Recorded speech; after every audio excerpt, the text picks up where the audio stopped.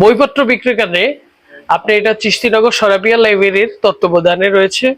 তো আপনি চাইলে এখানে বিভিন্ন রকমের বই পাবেন এবং গল্প থেকে শুরু করে ইসলামের ইতিহাস, তারপর হচ্ছে সেই সাথে আপনার বিভিন্ন প্রকারের বই খাতা কলম, এটা চিস্তিনগর সরাফিয়া লাইব্রেরির তত্ত্বাবধানে থাকে।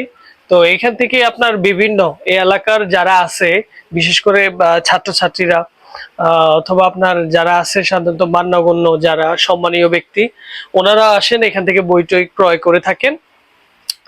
এটা হচ্ছে চিস্তিনগর সরাফিয়া লাইব্রেরি থেকে আপনারা যারা বই পড়েন এবং বা বই পড়বেন, তারই ধারাবাহিকতা থেকে এখানে বিভিন্ন এই যে পবিত্র কোরআন শরীফ আছে এখানে, তারপর হচ্ছে আপনার বিভিন্ন এই দরবারের এই দরবারের ইতিহাস যদি কেউ জানতে চান, বা এইখানকার যে সিনগুলো আর কি, তিনাদের যে ইতিহাসগুলো এবং পর্যালোচনা, এই হচ্ছে তিনার বই।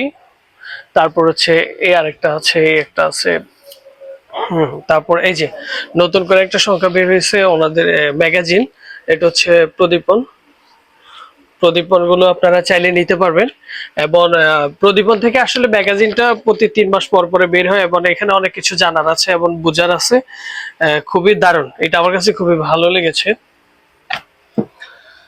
তো চিস্তিনগর সরাফিয়া লাইব্রেরির তত্ত্বাবধানে আরেকটি লাইব্রেরি ভ্রাম্যমাণ রয়েছে। এটি সকাল 9টা থেকে কয়টা থেকে কয়টা পর্যন্ত খোলা হয়?